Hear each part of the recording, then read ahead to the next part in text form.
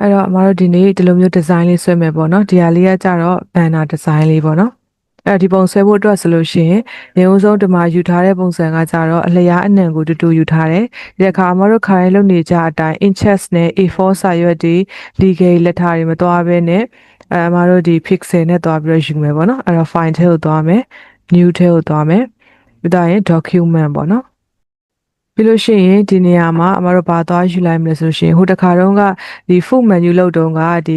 mobile ထဲကနေသွားတယ်ပေါ့နော် mobile ထဲကနေပြီးတော့မှအဲ့ဒီကနေဘာယူခဲ့လဲဆိုတော့ဒါလားမသိเนาะ Google Pixel เนาะအမ mobile ထဲကနေပြီးတော့ Google Pixel ယူခဲ့တယ်အခုတစ်ခါကျတော့ Pixel နဲ့ပဲသုံးပါဒါပေမဲ့အမတို့လိုမျိုးသူပေးရ size တွေမသုံးမနဲ့ကိုယ်တိုင်သတ်မှတ်မယ်เนาะအဲ့တော့နာမည်ကိုအမ banner လို့အရင်ဆုံးပေးထားလိုက်မယ်ဘာဘန်နာတွေများနေဆိုတော့ BN လို့ပဲပေးထားလိုက်မယ်ပေါ့နော်ပြီးတော့လို့ရှိရင်မနေရာမှာ pixel ပေါ့နော် pixel တစ်ချက်ထားလိုက်မယ်ပြီးလို့ရှိရင် width နဲ့ height ရှိရဲအဲ့တော့ width ကို1200လောက်ထားလိုက်မယ်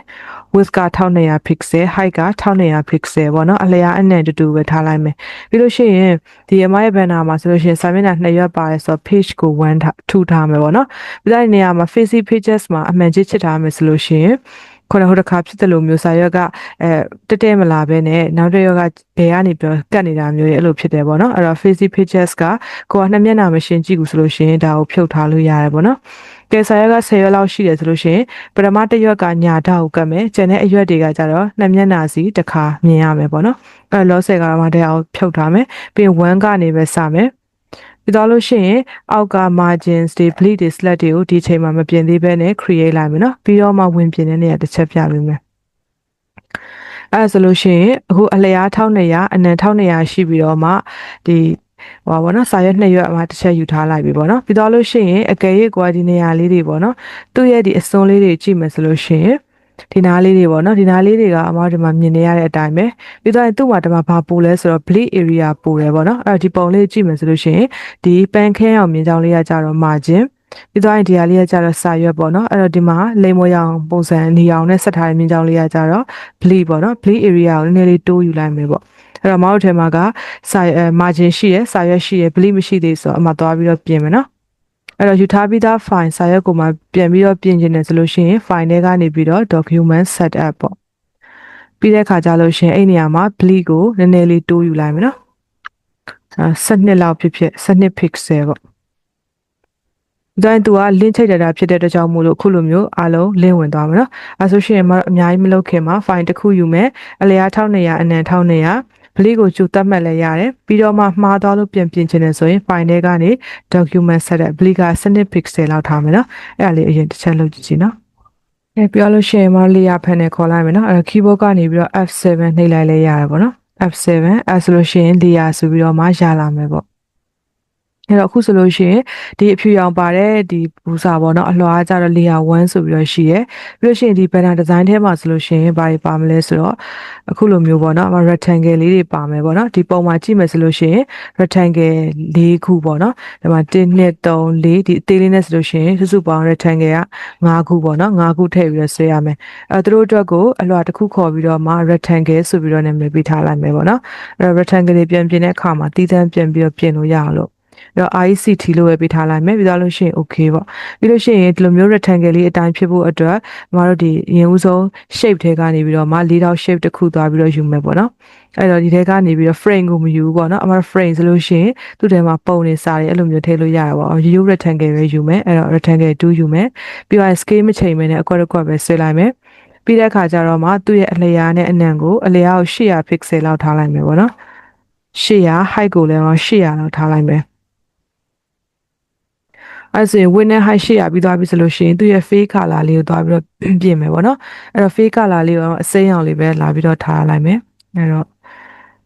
ဒါမှဆိုအစိမ်းရောင်အရင်နှုတ်ရဆိုဒီဇိုင်းချတဲ့ကမျက်စိရတအားအာရုံစိုက်မယ်ပေါ့နော်အရင်လေးပဲထားလိုက်မယ်ပြီးတော့လို့ရှိရင် okay ပေါ့ပြီးလို့ရှိရင်သူ့ဒီထောက်လေးတွေဝိုင်းမယ်ပေါ့နော်အဲ့တော့ corner လေးတွေဝိုင်းမယ်ဖြစ်တဲ့ကြောင့်မို့လို့ဒီနေရာမှာ corner ဆွဲနေရာမှာ rounded ကိုရွေးမယ်ပေါ့နော် rounded corner ပြီးတော့လို့ရှိရင်သူ့ကိုမြများလေးဝိုင်းမှာဖြစ်ကြောင်းခုဆိုတသေးလေးပဲသူကဝိုင်းနေပေါ့နော်အဲ့တော့မြများဝိုင်းမယ်ဆိုတော့သူ့ကို50 pixel လောက်ထားလိုက်မယ်ပေါ့ပြီးလို့ရှိရင်သူ့ကိုဒီလောက်ဆိုလို့ရှိရင်သူကတော်တော်လေးဝိုင်းလေးဖြစ်သွားပြီပေါ့နော် ပြီးလို့ရှိရင်သူ့ကိုလှည့်မယ်ပေါ့နော်ဒီအတိုင်းဒီမှာ rotate ပေါ့မြား rotate ချပြီးတော့ဒီလိုမျိုးဆွဲလှည့်လဲရတယ် scale အတိအကျလှည့်ဖို့အတွက်ဒီနေရာမှာangle ပေါ့နော် angle ဆိုဒီနားလေးမှာနော်ဒီနေရာမှာဘယ်လောက်လှည့်မလဲဆိုရှင်45 degree သွားလှည့်မယ်ပေါ့နော်ဒီအပေါ်မှာသွားလှည့်ရမှာနော် angle ရတဲ့မှာအောက်ထိသွား45 degree လှည့်လိုက်မယ်နော်ဒါဆိုလို့ရှိရင်သူကအဲ့လိုမျိုးလေးဖြစ်သွားမယ်ပေါ့နော်ဒီလိုပုံစံလေးဖြစ်သွားပြီဆိုလို့ရှိရင်ကျန်တဲ့အမှာဆိုရင်1 2 3ခုကိုထပ်ပြီးတော့ပွားလိုက်မယ်ပေါ့ပွားတာကလုံနေကြအတိုင်း alter သုံးမယ် alter key ဖိပြီးတော့ပွားမယ်ပေါ့နော်နောက်လို့ရှိရင်ဒီအပေါ်အသေးလေးအတွက်ကိုလည်းတစ်ခုလေးပေါ့နော်ဒီလောက်လေးမှာထားလိုက်မယ်ဒါဆိုလို့ရှိရင်တို့ဒီအထိအရင်လုံးကြည့်အောင်နော်ဒီမှာနည်းနည်းမပြည့်သေးဆိုသူ့အဆုံးထိဆွဲရမယ်နားလေးပေါ့အဲ့ဆိုမှဒီဟာအရင်လုံးမယ်နော် rectangle တစ်ခုယူပြီးတော့လို့ရှင်သူ့ရဲ့ width နဲ့ height ကို800စီထားပြီးတော့ corner round it 50 pixel လောက်ဝိုင်းမယ်ဝိုင်းပြီးတော့လို့ရှင် degree 45လောက်လှည့်ပြီးတော့မှအခုလို order နဲ့ပွားလိုက်မယ်နော်ဒါလေးတစ်ချက်လုံးကြည့်အဲ့တော့တို့ပြီးသွားပြီဆိုလို့ရှိရင်ခုဒီမှာမြင်ရတဲ့အတိုင်းပေါ့နော်အဲ့တော့ခုဒီမှာမြင်နေရတဲ့အတိုင်းခုနကဆွဲထားတဲ့ shape ၄ခုထဲကမှအောက်က3ခုနေရာမှာပုံလေးတွေထည့်မယ်ပေါ့နော်အဲ့ဒါကြောင့်မို့လို့ဒီ rectangle 3ခုကိုတို့ compound pass လုပ်ပေးရမယ်အဲ့တော့ selection tool လေးနဲ့ပဲပထမတစ်ခုကိုထောက်မယ် shift key ဖိမယ်ကျန်နှစ်ခုဆက်ထောက်မယ်ပေါ့နော်ပြီးလို့ရှိရင်တို့ object menu ထဲကိုတစ်ချက်သွားမယ်အဲ့တော့ object ထဲကနေပြီးတော့မှအဲ့ဒီကနေပြီးတော့ path ပေါ့နော် path ဆိုတဲ့နေရာမှာပါသွားမလဲဆိုလို့ရှိရင် make compound path ပေါ့နော်ဒီဟာလေးကိုတစ်ချက်နှိပ်လိုက်မယ်အဲ့ဆိုလို့ရှိရင်ခုနကမှတ်လိုက်တဲ့ shape 3ခု rectangle 3ခုကဒီ path တစ်ခုတည်းဖြစ်သွားပြီပေါ့နော် compound ဆိုတော့တစ်ခုတည်းဖြစ်သွားပြီဆိုတော့မှပုံထည့်မယ်ပေါ့နော်အဲ့တော့ဒီ3ခုတစ်ချက်ပြန်ထောက်ထားမယ်ဒါဆိုလို့ရှိရင် shape 3ခုလုံး selection ဝင်နေပြီဆိုရင် file ထဲကနေ place သွားလဲရတယ် control နဲ့ D နဲ့ကိုတွဲနှိပ်လဲရရပေါ့နော်အဲ့ဆိုရှင်အဲ့ကနေပြီးတော့ chicken ပုံလေးကိုရွေးထည့်လိုက်မယ်။ဒါဆိုလို့ရှိရင်ထည့်လိုက်တာဖြစ်ကြောင်းမို့ပုံက shape တွေနဲ့ fit မဖြစ်နေဘူး။အဲကြောင့် fit အရင်လုပ်မယ်။အဲ့တော့ပုံ right click ထောက်မယ်ပြီးတော့လို့ရှိရင်အဲ့တွေကနေ fit တွေကနေ fit frame proportionally ပေါ့နော်ဒီဟာကိုသွားမယ်။ဒါမှမဟုတ်ဘယ်မှာဒီ properties တွေကနေပြီးတော့မှ frame 50ရဲ့ပထမဆုံးတစ်ခုနှိပ်လဲရတယ်ပေါ့နော်။နှိပ်လိုက်တဲ့အခါမှာဆိုလို့ရှိရင်ဒီစက်တာပုံလေးကအခုလိုမျိုးကြည်လေးဖြစ်နေမှာမဟုတ်ဘူးပေါ့နော်ပုံလေးကနည်းနည်းဝါးနေမယ်အဲ့တော့ဝါးတဲ့ပုံကိုအခုလိုလေးကြည်လေးဖြစ်သွားဖို့အတွက်ဒီ view တွေကိုသွားမယ် view တွေကနေပြီးတော့မှ display performance ပေါ့နော် performance အပိုင်းမှာ high quality display ကိုရွေးထားရမယ်ပေါ့နော်ပုံမှန်ဆိုလို့ရှိရင်သူက typical display ဖြစ်နေတယ်အဲ့တော့ high quality ကိုရွေးထားလိုက်တယ်ဆိုလို့ရှိရင်ပုံကအခုလိုလေးကြည်သွားမယ်ပေါ့အဲ့တော့ပြီးတော့လို့ရှိရင်တို့နောက်တစ်ခုဒါဆက်ပြီးတော့ထည့်လိုက်မယ်ပေါ့နော်ပြီးလို့ရှိရင်ဒီနေရာမှာဆိုလို့ရှိရင်ဒီဆွဲထားတဲ့ shape လေးတွေပေါ့နော်အခုဆိုလို့ရှိရင်ဒီအစိမ်းရောင်လေးထည့်ထားတယ်ပေါ့နော်နောက်မှာဆိုလဲဒီ shape 3ခုရဲ့အောက်မှာပုံရဲ့အောက်မှာလဲpath လေးနဲ့ဆွဲထားတဲ့ဒီအရောင်ဖြည့်ထားတဲ့နေရာလေးတစ်ခုရှိတယ်ပေါ့နော်အဲ့တော့သူတို့ color ဖြည့်ဖို့အတွက်တို့က color ဆိုရင်လုံးနေကြအတိုင်း3နေရာရှိတယ် tools panel တွေက foreground နဲ့ဖြည့်လဲရတယ်ဒါမှမဟုတ် layer panel တွေကနေ tools panel တွေကနေဖြည့်လဲရတယ် property panel တွေကနေဖြည့်လဲရတယ်ဒါမှမဟုတ်ဒီ control ကနေဖြည့်လဲရတယ်ပေါ့နော်အဲ့အရောင်တွေကိုသူပေးရတာမသုံးဘဲနဲ့တို့ဒီပုံတွေကအရောင်လေးတွေကိုယူသုံးကြည့်မယ်နော်ဒီတစ်ခါကျတော့အဲ့တော့ keyboard ကနေပြီးတော့ shift ရဲ့ I ရဲ့တွဲနှိပ်လိုက်မယ်shift နဲ့ I နဲ့တစ်ချက်ပြန်တွဲနှိပ်ပြီနော် shift နဲ့ I ဒီမှာ zoom ကိုတစ်ချက်ရောက်သွားလို့keyboard ကနေပြီးတော့တို့ shift ရဲ့ I ရဲ့နှိပ်မယ်နော် color theme 2ကိုယူမယ်တော့တစ်ချက်ပြန်နှိပ်ကြည့်မယ် shift I ပေါ့အဲ့ဒါဆိုလို့ရှိရင် shift နဲ့ I တွဲနှိပ်တဲ့အခါမှာဒီဥစ္စာကိုရောက်သွားတယ်ပေါ့နော် shift I ကကြတော့ color theme 2ရဲ့ shortcut ပေါ့နော်အဲ့ဒီဟာကိုရောက်သွားတယ်အဲ့ဒီကနေပုံထဲမှာရှိတဲ့ဘယ်နေရာမှာဆိုတစ်ချက်ထောက်လိုက်မယ်ပေါ့နော်ဒီစက်သားနေရာကိုထောက်မယ်ဆိုလို့ရှိရင်ဒီစက်သားတွေပါတဲ့အရာပေါ့နော်အဲ့တော့ခုနထောက်ရတာဖြစ်တဲ့တကြောင်မို့လို့အခုလိုမျိုးသူကမတူညီတဲ့အရာ9ရောင်ပါတယ်ပုံထဲမှာအဲ့တော့ colorful ဖြစ်တဲ့ line ကိုယူလို့ရတယ် bright ဖြစ်တဲ့နဲ့တောက်တဲ့ဟာပေါ့နော်dark မှောင်တဲ့ဘက်သွားမလားကြိုက်တဲ့ဘက်ကိုထားလို့ရတယ်ပေါ့အဲ့တော့ဒီနေရာမှာ colorful ကိုရွေးလိုက်မယ်ပေါ့နော် colorful ကိုရွေးပြီးတော့သူ့ကို swatches panel တွေကိုထည့်လိုက်မယ်နော်9ရောင်အဲ့တော့ဒီမှာ add this theme to swatches ကိုနှိပ်လိုက်မယ်ဒါဆိုရင်ထည့်လိုက်တဲ့ဒီအရောင်တွေကဘယ်ထဲရောက်သွားလဲဆိုတော့ window menu တွေကနေပြီးတော့မှ color ဆိုတဲ့ထဲကနေပြီးတော့မှcolor အရင်တော့2ရောင်တိခဲ့တယ်ရိုး color solid color ရဲ့အရောင်တွေကို2ရောင်ထပ်ပို့ပြီးတော့ဆက်တဲ့2ရောင်3ရောင်ဆက်တဲ့ gradient ရဲ့အခုတစ်ခါအသစ်အနေနဲ့တည်ရတာ swatches ပေါ့နော် swatches ကိုသွားနှိပ်ထားလိုက်မယ်အဲဆိုရှင် color theme ရဲ့အောက်မှာခုနကထည့်လိုက်တဲ့အရောင်ပေါ့ bright အုပ်စုတွေက color 9ရောင်ရောက်လာတယ်ပေါ့ အဲ့ဒါကကြတော့အမတို့သုံးတဲ့ design မှာ color တွေအရင်contrast မဖြစ်ရအောင်လို့ပေါ့နော်ဒီပုံနဲ့အနီးဆက်ဆုံးဖြစ်ရအောင်ပုံတွေက color တွေကိုဒီက color theme tool လေးသုံးပြီးတော့ swatches ထဲမှာထည့်တဲ့သဘောပဲအဲ့ဒီမှာအမတို့ကဒီအခြား shape တွေမှာအရောင်ဖြစ်ဖို့လိုလာရဆိုရင်ဒီ color တွေသုံးလဲရတယ်လုံနေကြအတိုင်းကိုကြိုက်တဲ့ color ကိုသုံးလဲရတယ်ပေါ့နော်ဒါပေမဲ့အမဒီက shade လေးကိုခုနကထည့်လိုက်တဲ့ color theme ကဒီနည်းနည်းအစိမ်းအောင်ဖတ်ပေါ့နော်အစိမ်းအောင်ပဲနည်းနည်းသွားတဲ့ဟာလေးတော့ချက်ထည့်ကြည့်ပါတော့ဒီဟာလေးပေါ့အဲဆိုရင်တော့ကြည့်မယ်ဆိုလို့ရှိရင်သူကပုံကနည်းနည်းဘယ်လိုပြောမလဲဆိုတော့နည်းနည်းစိမ့်တဲ့ပုံလေးမဖြစ်တော့ဘူးပေါ့နော်အရောင်မမှိုင်းဖြစ်သွားတိတ်ကြအဆင်မပြေကြအောင်သူပေးရတဲ့အမထည့်လိုက်တဲ့ color swatch တဲ့ဟာကိုမသုံးနည်းနည်းရိုးဒီဟာပဲသုံးလိုက်မယ်ပေါ့နော်အစိမ်းပဲအဲ့ဒါဆိုလို့ရှိရင်အမတို့ဒီလောက်ထိကိုပဲအရင်လုပ်ကြည့်မယ်နော်နည်းနည်းများတော့ဆိုရှုပ်သွားမှာဒီအမဒီ shade 3ခု select မှတ်တယ်ပြီးတော့သူ့ကို compound path လုပ်မယ်ဆိုရင် object တွေကနေ path တွေကနေ make compound path ပေါ့နော်အဲ့ဒါလုပ်လိုက်တယ်လုပ်ပြီးတော့တဲ့အခါကျရင် control D နဲ့ပုံထည့်ပြီးတော့ပုံကမှိန်နေဆိုရင်မမှိန်လုပ်စရာမလိုမှိန်ရင် view တွေကနေပြီးတော့ display performance မှာ height ထားမယ်ပေါ့နော်တက်ပြင်မယ်ပြင်ပြီးတော့လို့ရှိရင်ပုံနဲ့အခြားမလို့သုံးမယ် shade တွေရဲ့အရောင်လိုက်ဖက်မှုရှိအောင်ဆိုပြီးတော့ shift I သို့မဟုတ် color theme 2ယူလိုက်တယ်ထွက်လာတဲ့အရောင်တွေကြိုက်နေတဲ့အရောင်ကို swatch ထဲမှာသွားပြီးတော့ခဏသိမ်းထားလိုက်တယ်ပေါ့နော်သုံးချင်လဲသုံးမယ်မသုံးချင်လဲခြံခဲ့မယ်ပေါ့အဲ့ဆိုရင်အမတို့ဒီအထီကိုအရင်လောက်ကြည့်မယ်နော်အဲ့တော့အမတို့ဒါလေးပြီးသွားပြီဆိုလို့ရှိရင်ဒီ banner တွေကအတိုင်းကြည့်ပြီးတော့ဆွဲမယ်ဆိုရင်ဒီအောက်မှာပေါ့နော်အမတို့ဗာလေးထည့်ထားရဲဆိုတော့ဒီ green ပေါ့နော်အစိမ်းရောင် shape တစ်ခုထည့်ရတယ်အဲ့ shape မထည့်ခင်မှာခုနကလှုပ်ထားတဲ့ဒီ compound path ပေါ့နော် shape 3ခုပါတဲ့ path ရဲ့အောက်မှာအခုလိုလေး share လေးထည့်မယ်ပေါ့နော်အဲ့ဒါမှဒါလေးနည်းဖောင်းကြွပုံစံလေးဖြစ်နေမှာပေါ့နော်အဲကြောင့်မို့လို့ဒါလေးတစ်ချက်ထောက်လိုက်မယ်ပြီးတဲ့အခါကျလို့ရှိရင်အမတို့ဒီသွားမယ်ပေါ့နော် share တို့ထဲမှာဖြစ်ကြောင်းမို့လို့သူ့အမတို့ဒီ window ထဲတစ်ချက်သွားမယ်အဲ့ဒီကနေပြီးတော့မှ effect ပေါ့နော် effect တွေကိုသွားမယ် effect ရဲ့ဒီညာဘက်ချမ်းမှာပေါ့နော်ဒီညာဘက်အချမ်းလေးမှာရှိရဲမြင်းချောင်း၃ချောင်းပေါ့နော် fly out menu လို့ခေါ်တယ်အဲ့ဒါလေးကိုနှိပ်မယ်ပြီးတော့ရင်အဲ့ဒီကနေ effect တွေကနေအရေးထဲမှာဖြစ်တဲ့ကြောင်းမို့လို့ drop shadow ကိုသုံးမယ်ပေါ့နော်အဲ့တော့ဒီနေရာမှာကျတော့အမတို့ဒီမှာသူ့ရဲ့ပမာဏတွေပေါ့နော်ပုံကြည့်ပြီးတော့မှ distance Photoshop မှာလုပ်ခဲ့သလိုပဲ distance ဘယ်လောက်ထားမလဲတို့ပြီးတော့ angle ကိုဘယ်လောက်လှည့်မလဲတော့ကိုယ်စိတ်ကြိုက်ကိုချိန်ကြည့်ပေါ့နော်အမကတော့ဒီ size လေးကိုနည်းသုံးလိုက်မယ် distance ကို25လောက်ပဲနည်းနည်းပြီးဝေးလိုက်မယ်25 pixel စာလောက်ပဲပြီးဆင်းလိုက်မယ်အရေးကကြတော့အမတို့ဒီခုနကမူရင်းပုံမှာဆိုဒီဘက် channel သူကဆင်းလာတာဖြစ်ကြောင်းမလို့သူ့ရဲ့ angle ကိုလှည့်မယ်ပေါ့နော်ဒီအဝိုင်းလေးတွေကနေပြီးတော့လိုတလောက်လေးကိုလှည့်သွားလိုက်လို့ရတယ်ပေါ့အခုဆိုလို့ရှိရင် shift ပေါ့နော်အဲဆိုလို့ရှိရင်နည်းနည်းလှည့်ထပ်ပြီးတော့လှည့်လိုက်မယ်များမှာဆိုလို့ပေါ့နော်ဒါလေးပဲလက်နဲ့ချိန်လိုက်လေရ26 29ပေါ့နော်ဒါမှမဟုတ်လည်းအရာအဲ့လောက်ပဲအမှထားလိုက်မယ်ပေါ့နော်ပြောလို့ရှိရင်ဒီမှာနည်းနည်းလေး short ပေါ့နော်20ရပါတယ်24လောက်ပဲထားရတော့ပြီးတဲ့အခါကျတော့ရှင်မှာ angle ပေါ့နော် angle ချိန်ပြီးသွားပြီဆိုလို့ရှိရင်သူ့ရဲ့ size ကိုချိန်မယ်ပေါ့နော်အရေးရဲ့ size ကိုနည်းလေးပြီးတော့များလိုက်မယ်နော်အဲ့တော့သူ့က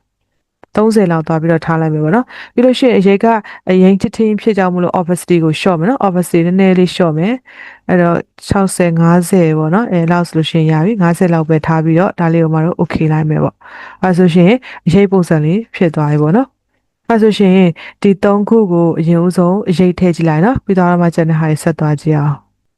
အဲ့ဒါဆိုလို့ရှိရင်အမတို့အရေးထည့်ပြီးသွားပြီဆိုလို့ရှိရင်ဒီအရှိပုံမှာပါတဲ့အတိုင်းအောက်မှာ green ပေါ့နော်အစိမ်းရောင် shape လေးတစ်ခုထပ်ပြီးတော့ဆွဲမယ်ပေါ့နော်သူကကြတော့ဒီ rectangle လည်းမဟုတ် ellipse လည်းမဟုတ်ဆိုတော့အမတို့လိုတဲ့ shape ပုံစံဖြစ်ရအောင် path တူလေးသုံးပြီးတော့ဆွဲမယ်ပေါ့အဲကြောင့်သူ့အတွက်ကိုအလွှာတီးတန်းတစ်ခုခေါ်လဲရတယ်ပေါ့နော်အဲဒီနားလေးမှာ fashion layer ခေါ်ရတယ်ပေါ့နော် layer ခေါ်ရသူ့ရဲ့အောက်မှာတော့အလွှာတစ်ခုခေါ်မယ်ပေါ့အဲ့တော့ layer 1ရဲ့အောက်မှာခေါ်ချင်တာဖြစ်တဲ့အတွက် Photoshop အတိုင်းပဲလက်ရှိရရတဲ့အလွှာရဲ့အောက်ကိုလိုချင်တယ်ဆိုရင် control ဖိထားမယ်နော် control key လေးဖိပြီးတော့ဒီဟာလေးတစ်ချက်နှိပ်မယ်ပြီးလို့ရှိရင်သူ့ကိုတို့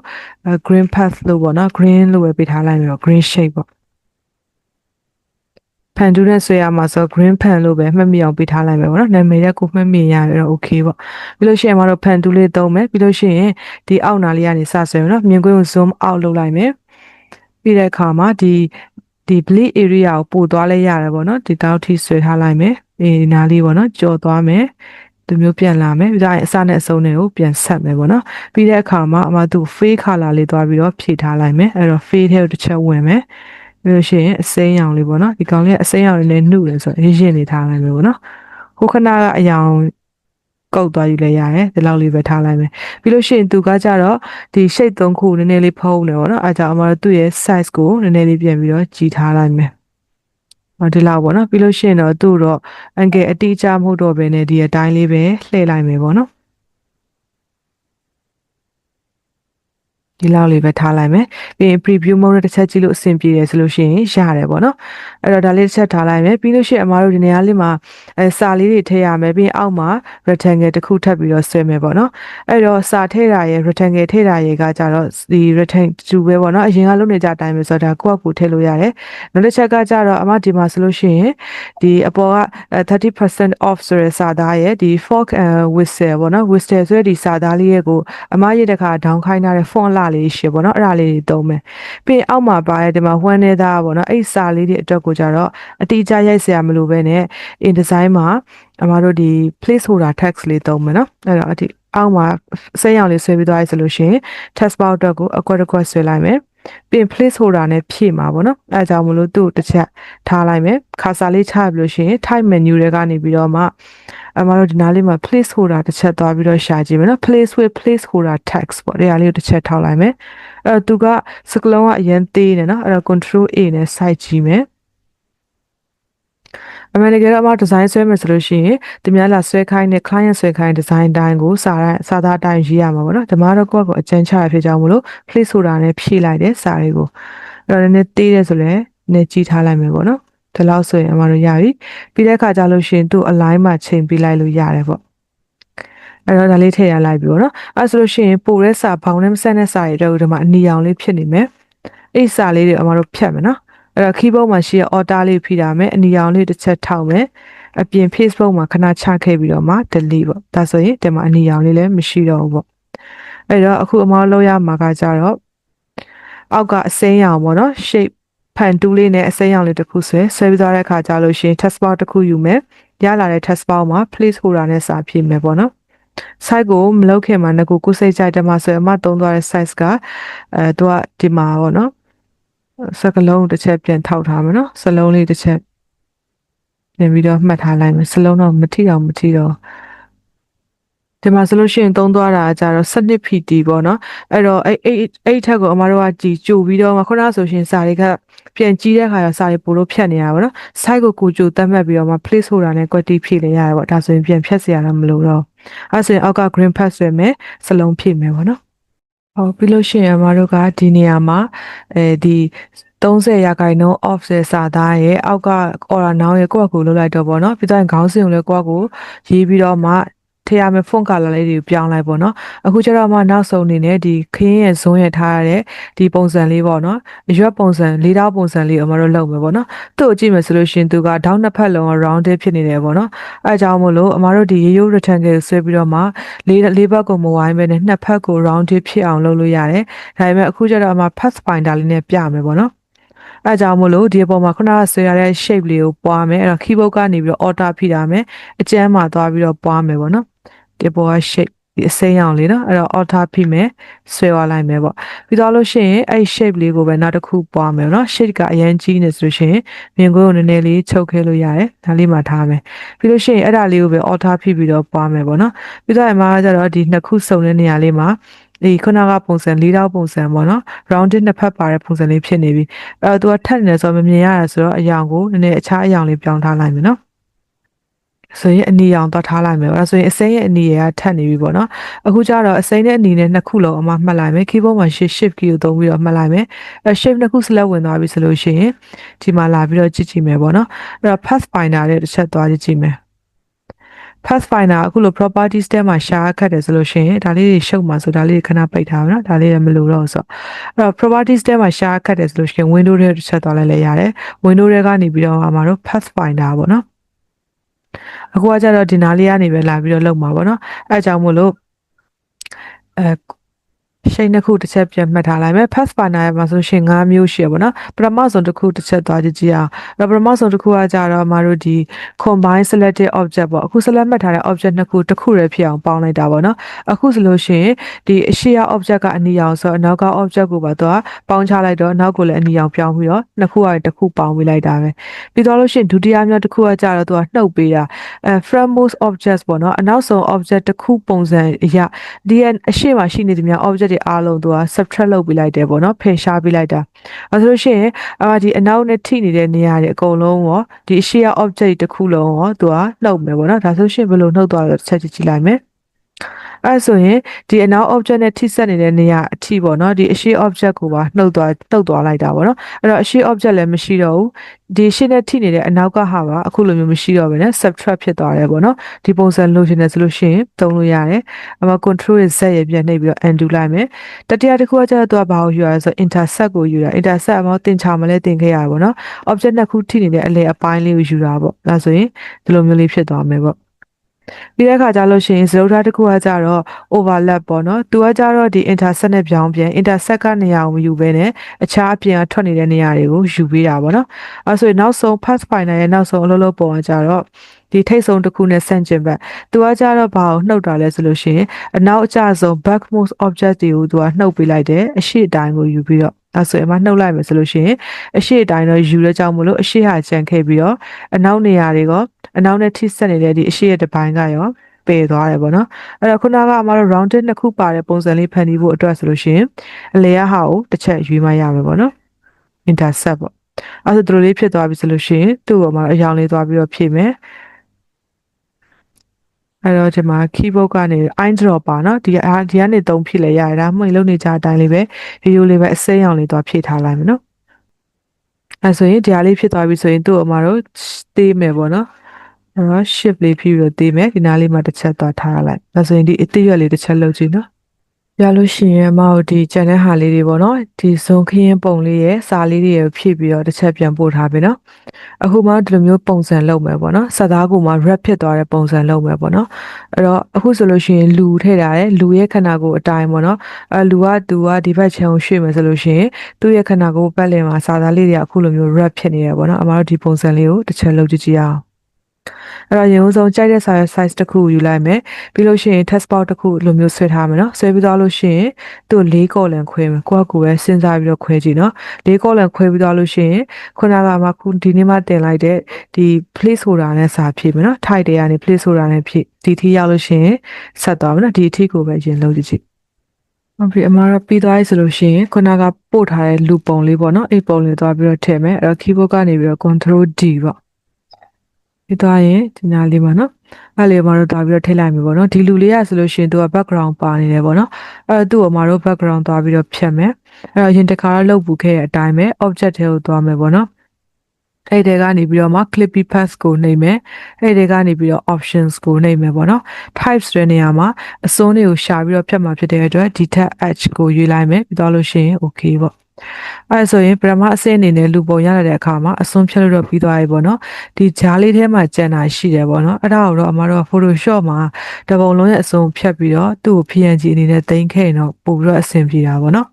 အခုလည်းဒါလည်းရတယ်အဲ့တော့ဒီဟာလေးဖြတ်ပြီးသွားပြီဆိုလို့ရှိရင်သူ့ကိုခုနကပုံစံတိုင်းစာနဲ့ပတ်လည်ဖြစ်ဖို့အတွက် text wrap လုပ်လိုက်ရုံပဲပေါ့နော်အဲ့တော့ဒီမှာ text wrap properties panel ရဲ့ text wrap ဆိုတဲ့အောက်မှာဒီမှာပထမတစ်ခုကကြတော့ wrap မလုပ်တာပေါ့နော်ဒုတိယတစ်ခုကကြတော့boxing ဒီပေါ့နော် boundary box တွေပေါ့ box တွေရဲ့ပတ်လည်မှာ wrap လုပ်လိုက်တာအခုကကြတော့မှဒီဆွဲရတဲ့ shape ပေါ့နော်လူကိုမှဖြတ်ထားကြအောင်မလို့ shape သဘောမျိုးဖြစ်တယ်ဒီ object shape ပေါ့နော် object ရဲ့ပတ်လည်မှာ wrap လုပ်မှာဖြစ်တဲ့ကြောင့်မလို့တတိယတစ်ခုကိုရွေးမယ်ပြီးလို့ရှိရင်လောလောပြီးသားပဲမယ်ဒီစာနဲ့အရင်ကတ်ကြောင်းမို့လို့ဒီအောက်ကပမာဏလေးကိုတိုးမယ်ပေါ့နော်အောက်က top offset လေးကိုအမှန်တိုးပေးလိုက်မယ်ကိုလိုဒီလောက်အနေထားအကျယ်ထိရောက်လို့ရှိရင်ရပြီပေါ့နော်အဲ့တော့ဒါဒီ design သက်လေးပဲဖန်တီးလိုက်တာပေါ့နော်ဒါကကျတော့ in design မှာအခုလိုမျိုးလူကိုမှတို့ wrap ပြန်လုပ်တဲ့သင်ခန်းစာလေးပေါ့နော်အဲဒီလူကိုခုနအတိုင်းပဲနေရာရွှေ့မယ်ဆိုရှင်လေကိုလူတဲ့နေရာကိုတစ်ချက်ရွှေ့သွားလို့ရတယ်လူရွှေ့လိုက်တာနဲ့သူ့ရဲ့ပတ်လေးရစာလေးတွေကလည်းလိုက်ပြီးတော့ wrap ဖြစ်နေမှာပေါ့နော်ဒါဆိုရင်အမတို့ဒီဥစ္စာလေးတစ်ချက်လုပ်ကြည့်မယ်နော်